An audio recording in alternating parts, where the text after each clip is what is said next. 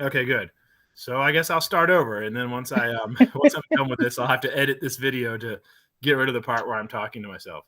So before I start giving feedback for Module 1, do you have any specific questions? No, I don't. Not. Okay. No. So then maybe as I go through this, maybe some questions will pop up. Maybe you'll see something, and that'll spark a question. In which case, just let me know. Okay.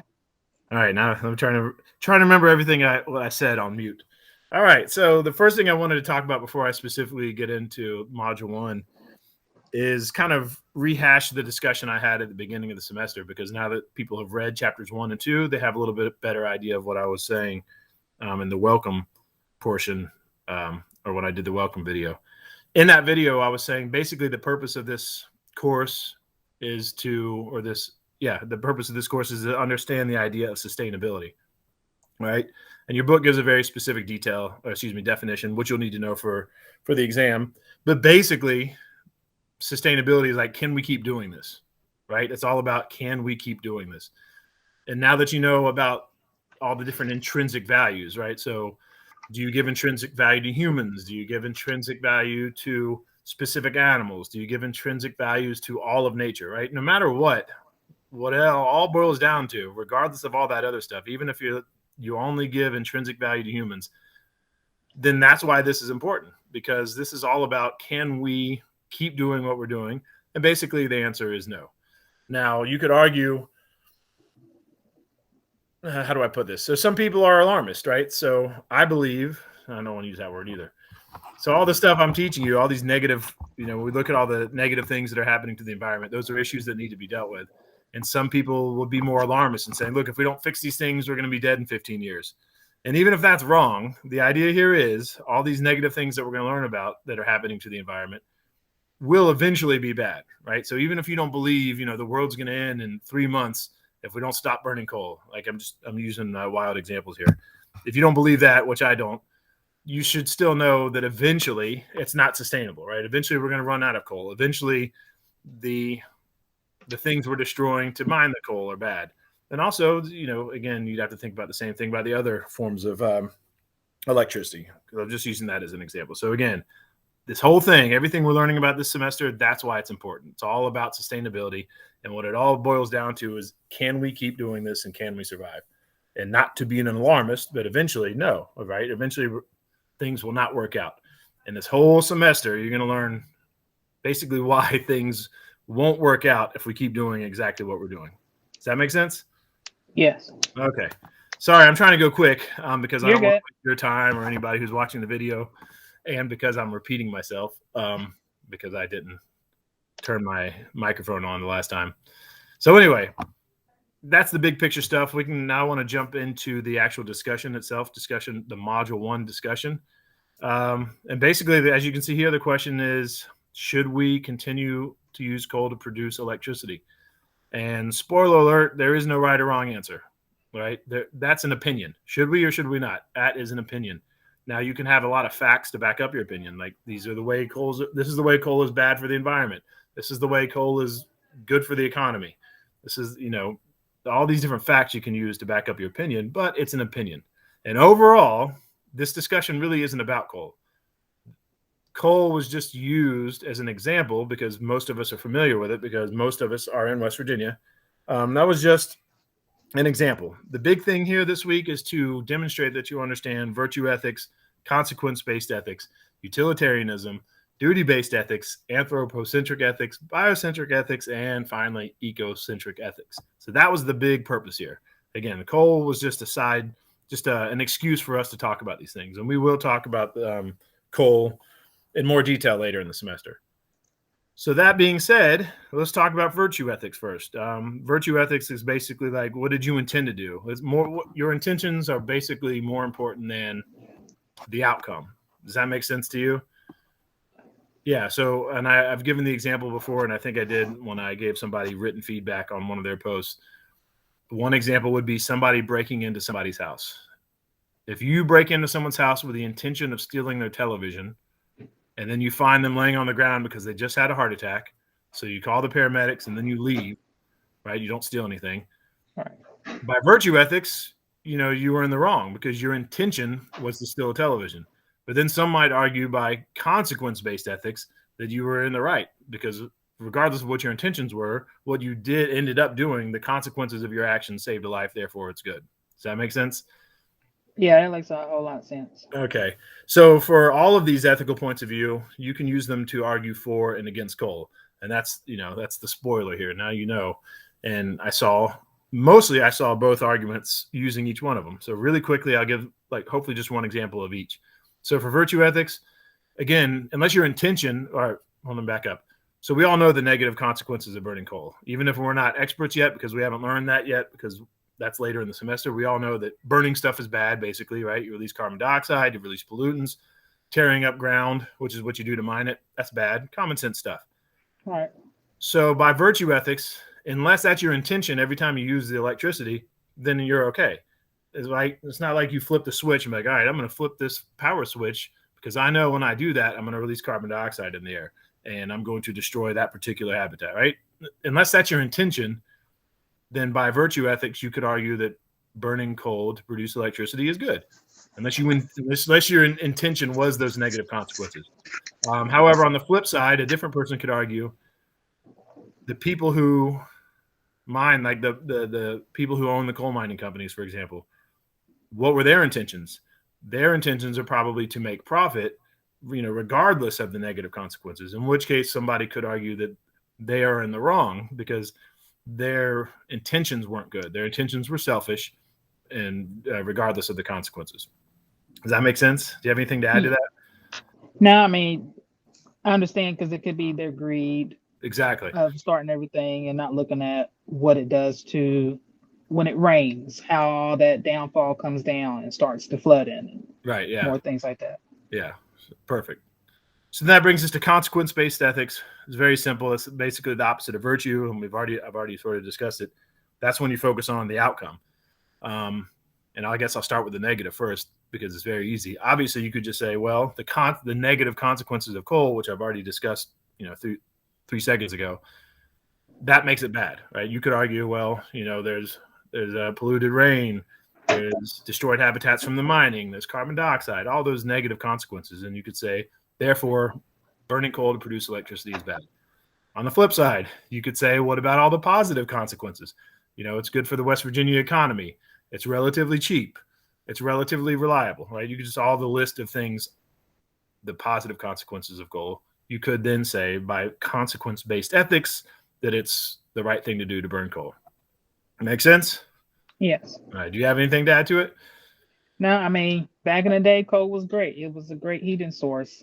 And especially when it snowed, you can use the ashes to help that. I mean, I grew up on it, so there you go. Okay, so you're more familiar with it than I am. I'm not from West Virginia. I've only been here for a decade. All right, so moving forward, that brings us to utilitarianism, which is just basically a subcategory of consequence-based ethics. With utilitarianism, basically, yeah, you're looking at the consequences, but it's like, is it bringing the most good to the most amount of people? And I love this one because it's used a lot in this class because so many people are from West Virginia, and they use utilitarianism to say, yes, coal is good because, and again, they list off all the positive consequences. And when you're focused on West Virginia, then really utilitarianism is a very good argument, right? Because yes, look at what it does for the economy and how horrible the economy does without it. And then look at places like, where is it? Man, McDowell County, I think it is, right? That's so, yeah, okay. So like they've been devastated with the with coal declining, right? And that's not just economically, but the things that go along with the downturn in economics, right? You have like the opioid abuse, things like that. So then, yeah, if you're looking at utilitarianism and how many people it helps in West Virginia, then the answer is yes, it's the right thing to do. And this is why I like this. This is interesting because if you're thinking outside of that, looking at the big picture, you might say, well, sure, it helps West Virginia, that small portion of the world population, but what about the rest of the world population? And then you could argue against coal because no, it doesn't bring the most good to the most people, just those specific people who are directly involved, in coal. Does that make sense? Yeah. And again, I'm not trying to make strong arguments here. I'm just giving an example pro, an example con for each of the ethical points of view. So please don't quote me on this, Meg. He made some really stupid arguments against coal or for coal. No, it's good argument. Yeah. All right, the next will be being duty-based ethics. I really like this, and I don't know why people don't use it more often. Basically, this is like, is it illegal or not? Which is so interesting because as a moral, that's an interesting way to look at things morally because, man, there's so many things that are illegal that are morally wrong and vice versa, especially if we look at our past, right? Like slavery was legal for a time. Right. So by duty-based ethics, you could say at that time it was the right thing to do. And obviously it was not. Morally, it was not. But by duty-based ethics. So that's why I love this argument when we're talking about coal. Because unless somebody is breaking the law when they're making the coal, then making coal is good, right? As long as they're following the guidelines by the EPA and the DEP, then it is the right thing to do. It's just that simple. Right. And then obviously the flip argument would be you could list all the ways that they're not doing it. Like this company had this infraction, that company had that infraction, this company had, you could just list all those infractions and say, therefore, it is not the right thing to do because they're not following the law. But right. Oddly enough, I don't see those.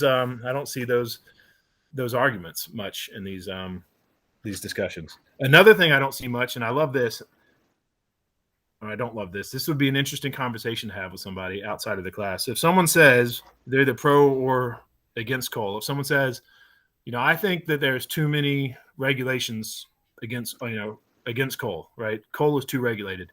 If someone says that, or if someone says, I don't think there's enough regulations on coal, regardless of what side they're on, a good follow-up question for that person to have would be, okay, please list to me the regulations that you think are too loose or too strict, whichever side they come from. Most of us don't know the regulations. We just know that we're the pro-coal or anti-coal, therefore we think more regulation is good or more regulation is bad, whatever the case may be. But most of us don't even specifically know what we're pro or against. Like, what if I were to tell you, or I'm not going to say you, there was something that happened during the Trump administration, and I caught myself on this.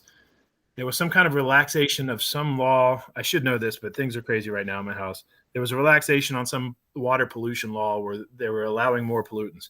And my initial reaction was, well, that's horrible. We don't need more water pollution in our water. Excuse me. But then I caught myself, and I said to myself, well, what exactly is that regulation? So I had to look it up, right? I had an opinion about it before I even knew what it was.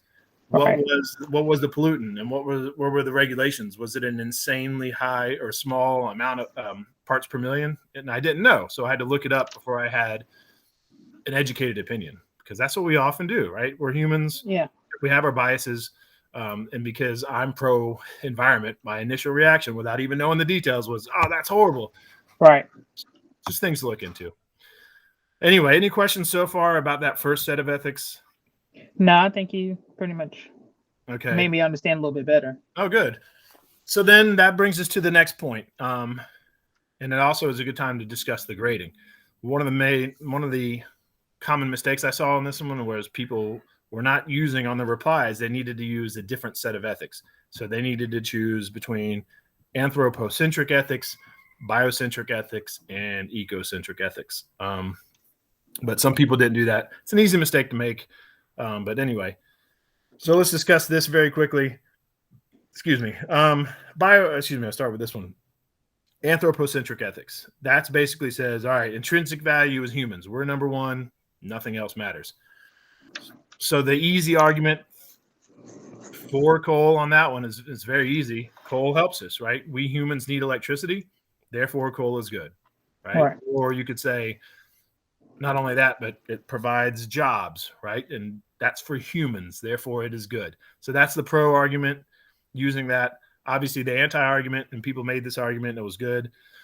What about black lung, right? So what about the negative consequences to the people who are actually doing the mining? What about the negative consequences to the rest of us in the world who, have to deal with the byproducts of burning coal and mining coal? So again, you could argue either way using that one ethical point of view. You have anything to add about anthropocentric ethics? No. Okay. Biocentric ethics, that's more like looking at, and I'll go back to what I said earlier, save the whales and tree hugger. That's when you're giving intrinsic value to like every living thing, which is an interesting one to me. And I'll get back to that in a second. But So that a lot of people use that argument against coal, which is pretty easy to do, because you could say, well, when you're mining coal, you're destroying living things, right? You'll have to either, maybe if you're, mountaintop removing, right? You've got to cut down trees to do that. There you go. That's against biocentric ethics, for one example. One argument I usually don't see is using biocentric ethics pro coal. And that would be harder to do, but you could, at least on paper, say, well, you could list all the alternatives. Like, all right, let's look at wind, let's look at solar, whatever else, natural gas.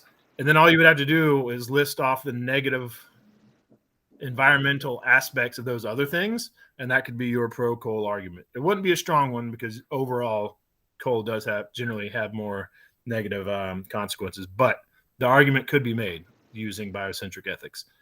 Anything to add to that? No, because those ones I didn't understand. Okay. Well, so. Okay. And I'll actually come back to that once I'm done with the coal examples. And that brings the next one is to ecocentric ethics. Based on what I just said, it's the same concept. One could obviously argue against coal, saying, when you mine the coal, right, mountaintop removing, for example, that's bad for the ecosystem. Therefore, that is bad because we have given intrinsic value to that entire ecosystem.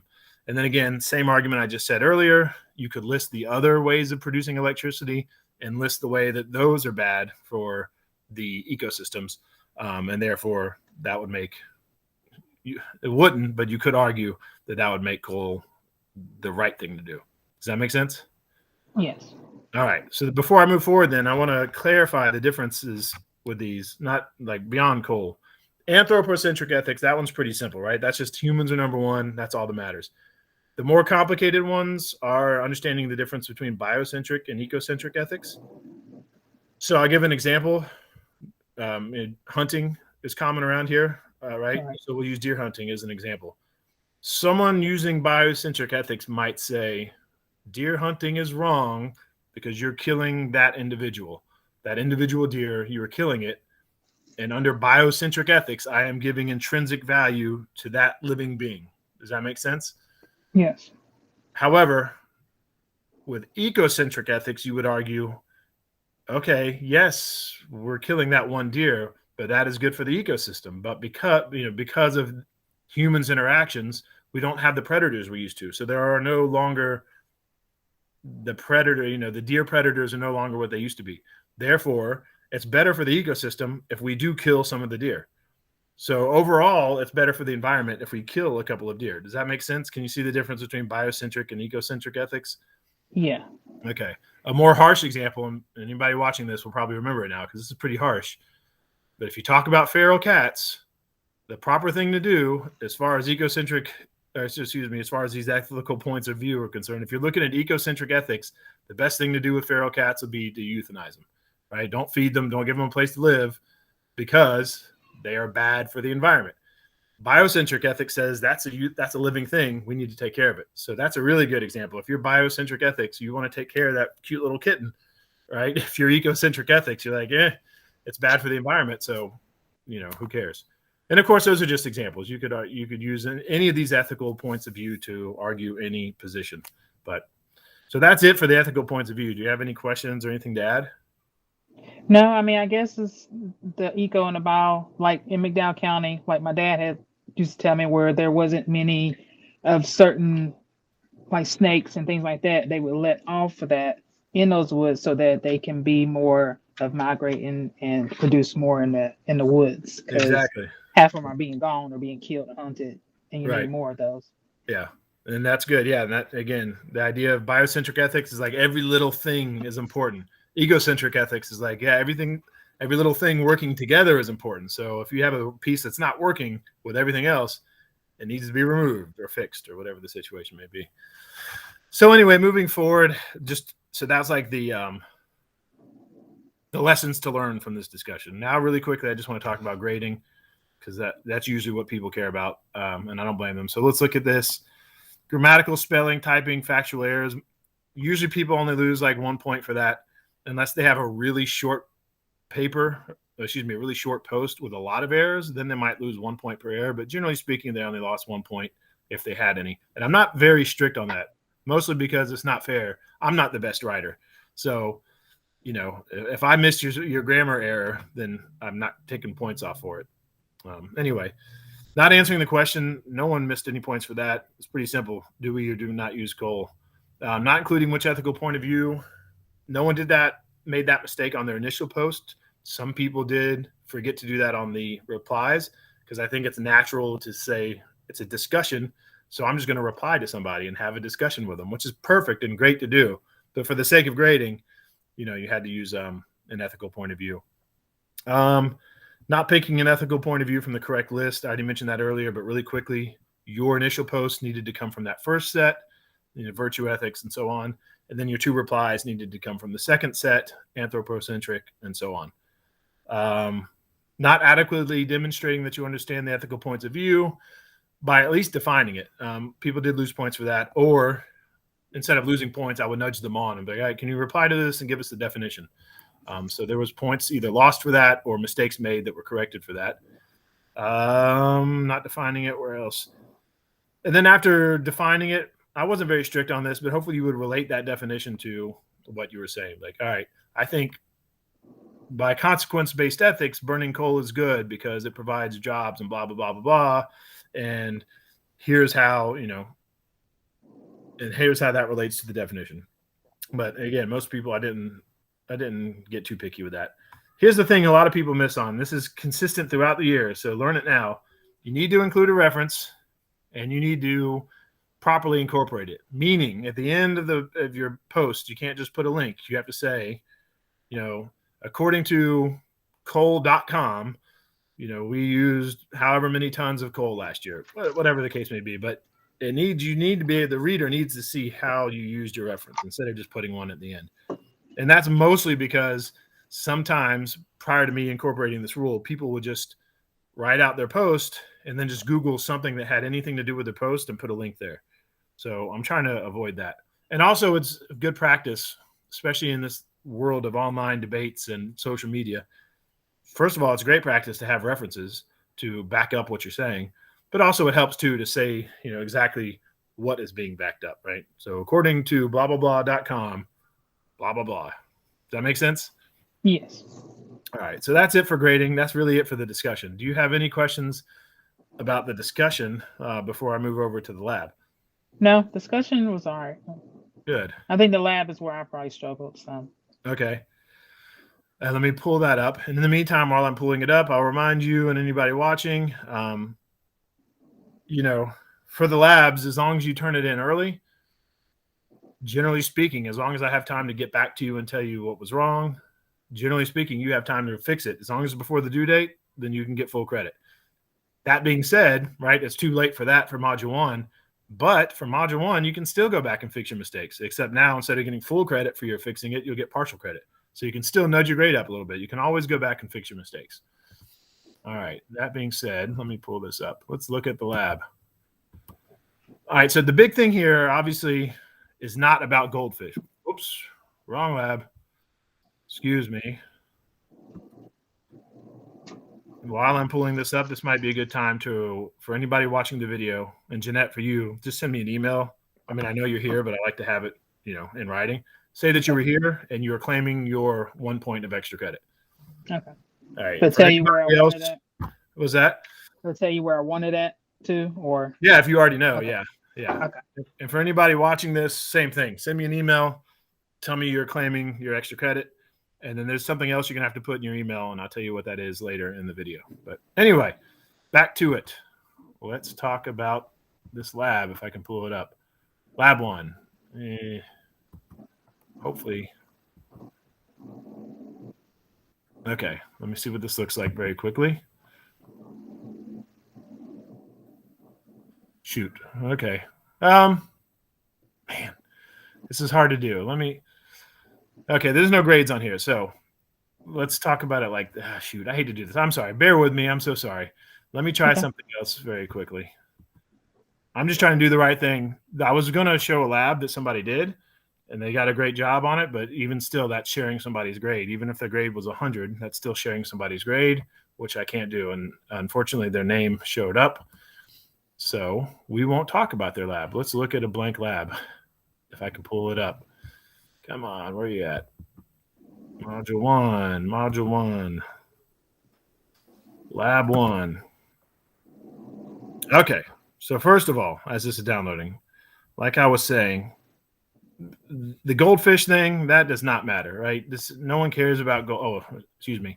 In the grand scheme of this course, goldfish don't matter. This was just a simple way of getting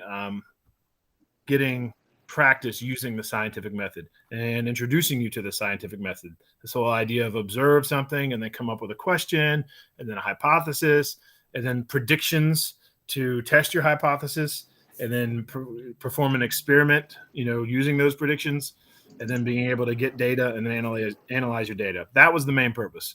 So that being said, let me jump into it here.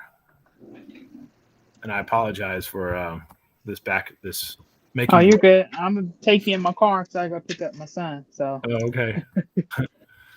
All right, Module 1 Lab. Here we go. All right. So the most important thing I want to talk about, I mean, you've read it. Everybody's read it. So I guess I'm not going to harp on everything other than the things that I think most people may have, or a larger number of people missed. The observation thing is pretty simple, right? You observe something. Obviously, question. That's pretty simple. You question something. And then obviously a hypothesis is a tentative answer to the question. So I give this example. Let's say, I've got a dog in my backyard and here it is right here. Assume you observe that the grass grows quicker in the areas where your dog urinates, right? Let's say your dog is always peeing in the same spot. And you observe, look at that. The grass is greener there than anywhere else in my yard. And that brings you to the next step of the scientific process, which is a question. So you might say to yourself, is dog urine good for grass, right? Right. And then after that, you can come up with a hypothesis, which is a tentative answer. So you might say, yes, dog urine is good for grass. So that's your hypothesis. And let me slow down here because here's the part where people start getting confused. After your hypothesis comes predictions. And in a real life scenario, you're not doing just one prediction for a hypothesis and you're done with it. That's what we're doing in this lab. But in real life, to test a hypothesis, you're coming up with all these different predictions, things you're going to do to test your hypothesis.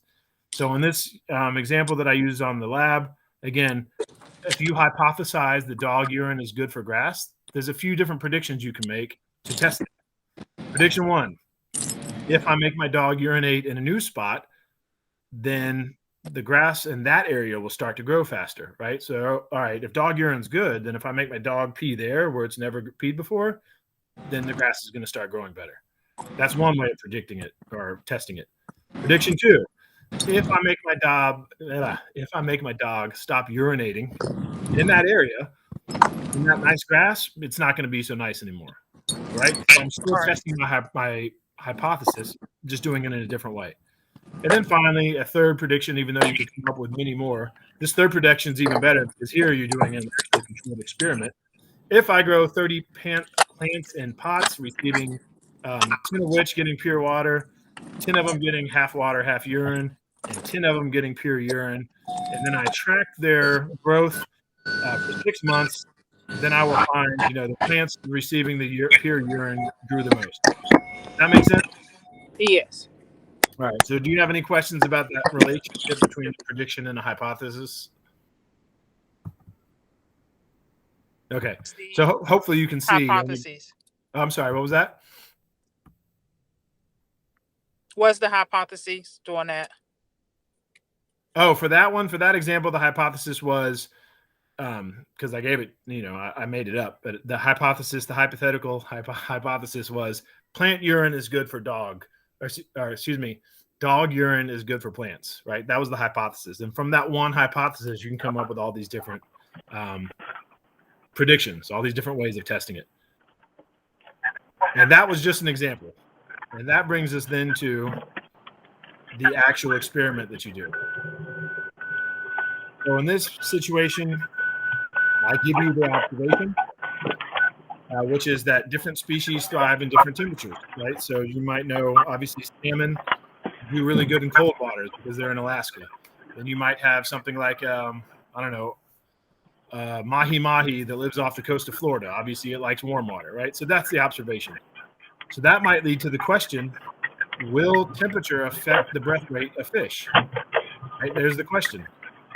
And basically, there's only 3 hypotheses you can come up with, general hypotheses you can come up with for that question. And again, the question is, does temperature affect the breath rate of fish?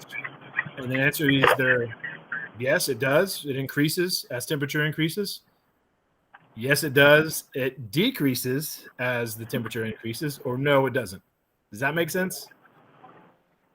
So when it comes to hypothesis, that is what you're supposed to write when it comes to making that your hypothesis. Right. Or in this case, if we're specifically talking about the lab, you didn't even have to write it. It was multiple choice. You just had to choose one. Right. But if you had to write it, but that's what you would have. That's what mainly it should look like.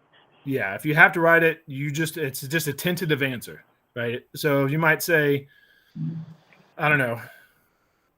You might say the question might be, which vaccine is better for protecting against COVID-19, Moderna or Pfizer?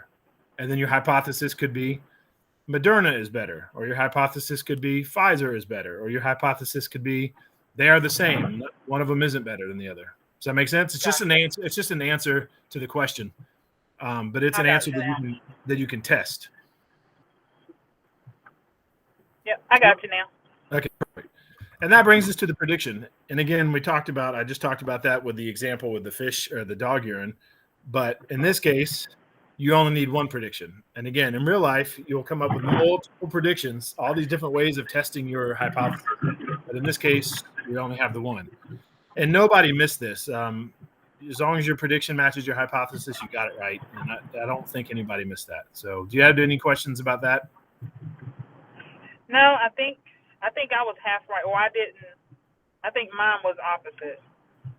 Okay. I think my prediction wasn't what my hypothesis was, I think. Oh, okay. I'm sorry. Then yes. In that case, somebody would have lost points for that. So if you said, for example, your hypothesis was as the temperature increases, the respiration will increase. But then your prediction was if we put goldfish in bowls, increase the temperature, and count the number of breaths they take, to find the respiration will decrease. That's the opposite, right? So in that case, the prediction was the opposite of the hypothesis, which wouldn't be accurate. And yeah, so some people did lose points for that. I forgot. I apologize. Yeah, I did. Okay. But again, you can still go back and fix it for partial credit if you want. But anyway, that brings us to this portion, which is where you collect data and put it into the table. You go to the website. As far as I know, if I remember correctly, no one really had any big issues with that. It seems like everybody was able to do it. So I'll talk about the few issues that I did see on a regular basis, which was this. Here's the portion where you put your fish data in, right? So you're supposed to go in there and count the number of breaths that your fish takes. And then once you're done with all that, then the website gives you all this other data, fish 2, fish 3, fish 4, fish 5, right? It gives you all that other information and you put it in. Now, many people, their numbers right here for your fish were much higher than the other fish. And no one lost points for that. But it's a good learning moment.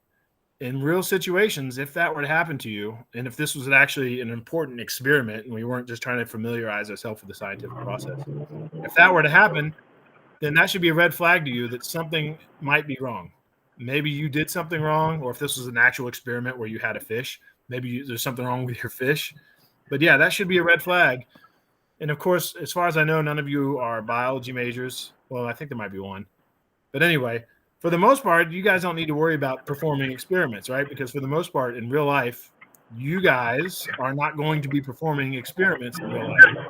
So that part's not important when you think about it that way. However, what you will be doing in real life as a college-educated student, I hope, is looking at data. So if someone tells you, hey, listen, you should not get the booster shot for the vaccine because there's a study that shows if you get the booster shot and you're a male, you turn into a female. If you're a female, you turn into a male. You should be like, wait a minute, that doesn't make sense. Show me the study. And then you should look at the study and look at the data. And obviously, I was just using a crazy example there. But when someone makes a claim to you, you should ask to see the study. You should look at the data. And those are the kind of things you should look for. That should be a red flag, especially because people like to cherry pick. So if someone looked at your data as opposed to the other fish and then reported only on your data, assuming that yours is a lot different than everybody else's, then that would be a red flag, right? And people do cherry pick data. So that's the kind of thing you should look for. as a college-educated citizen, when you're looking at a group of data, you should look for those red flags. So anyway, that's why it's important in the grand scheme of things, and then not just the course, but in your actual everyday life. But again, no one lost points for that. All right. Another thing people lost points for here, and very few people did it, was the average. And here's a little hint for you, a little secret. I don't sit there and calculate everybody's average.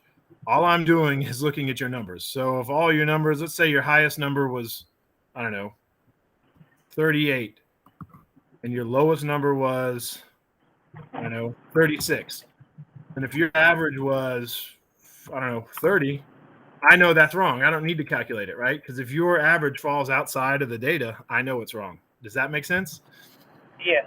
Okay, so that's just for everybody to know. If you got that wrong, I just want you to know I wasn't being nitpicky. I didn't go in there and calculate it. I got it wrong because your numbers were outside, your average was outside of your numbers. And again, as a college-educated citizen, that is something you should catch on your own. That's not even double-checking your math. That's just looking at it and saying, uh-oh, there's no way that can be the right average because it doesn't fall within the range of my data. So anyway, just wanted to point that out. Do you have any questions about that? Nope. All right. The graph, it's pretty simple. Some people, let me explain some things. Some people did lose 1 point because they had the axes swapped, right? You swapped your x-axis and your y-axis. Basically, your bars shouldn't be going like this. They should be going like this. And in the grand scheme of things, that's not that important. But the instructions said that your bars needed to go like this, and therefore I held you to it. Even though I've said this before, where I mentioned that getting a college degree is not all about getting a job, right? You should be a critical thinker, and that's the more important thing. However, I will admit, yes, a college degree also should make you more employable.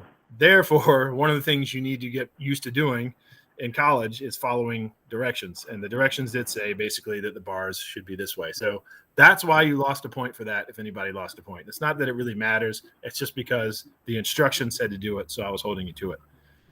I lost a point because I didn't understand how bar graphs and stuff do. So I don't. What's that? Graphs.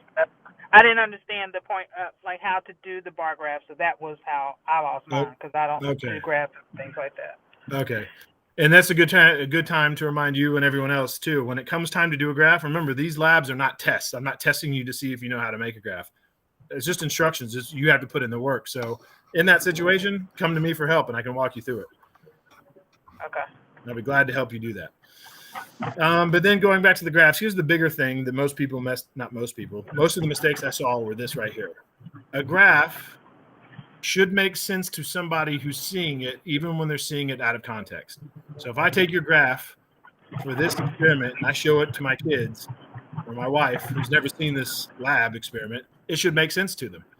So there should be enough information in the title and then the labels where somebody reads it and knows what it makes sense. And very commonly, people would say, it's the breath rate changing because of temperature.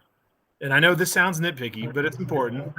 But it should be more informative. It should say something like the average breath rate per 30 seconds of the goldfish when the water temperature changes, right? Because the way most people put it, I could have said that graph was anything. Like this is the change in human skin temperature when you change the temperature of their oatmeal, right?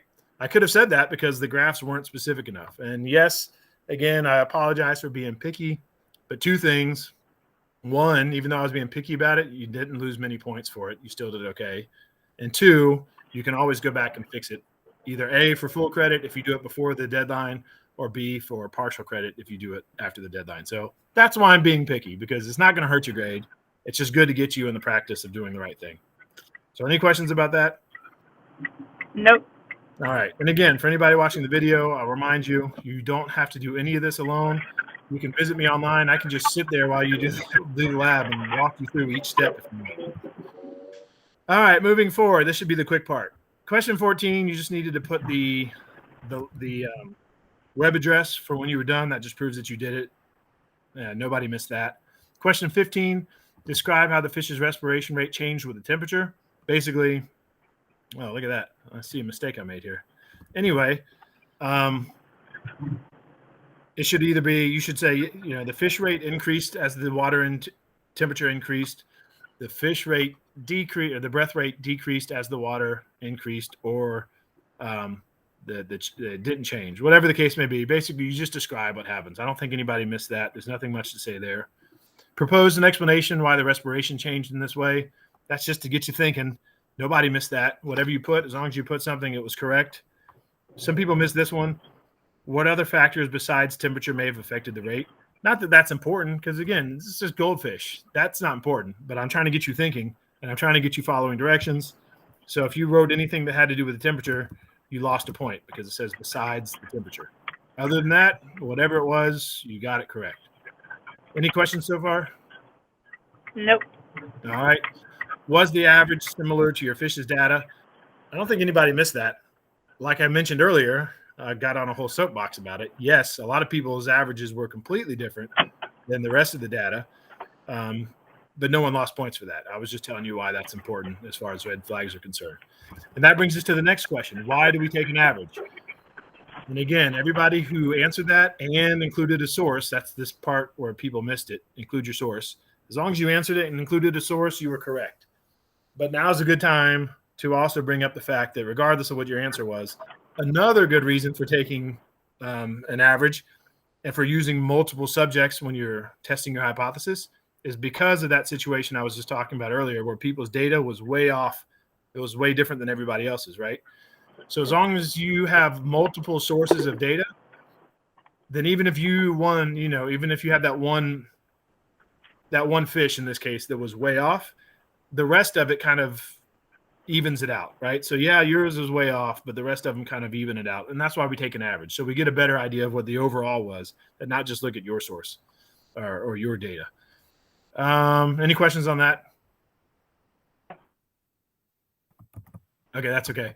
So the next thing here, and very few people miss this, and I always feel bad when people miss this because I assume they probably just misread the question.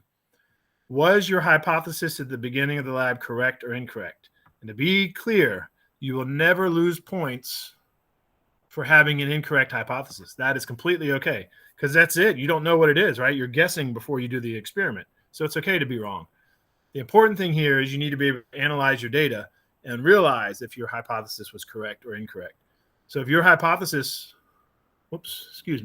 if your hypothesis was that the breath rate would decrease as the temperature increased, then that was an incorrect hypothesis. And as long as you recognize that it is incorrect, then you got that answer right.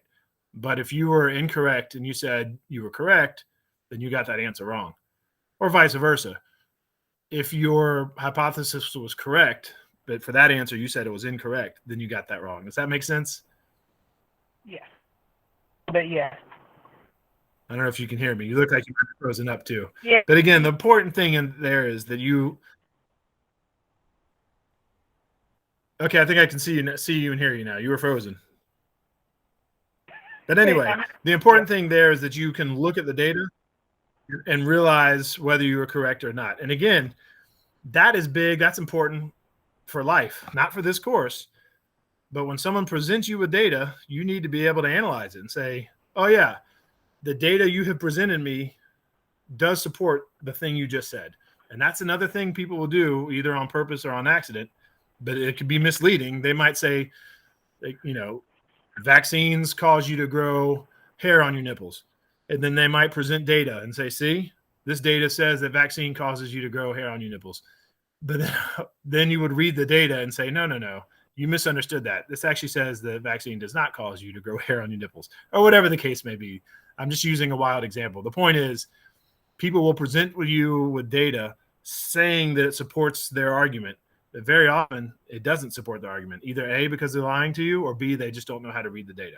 So that's a very important skill to have, regardless of this course. So any questions about that? No.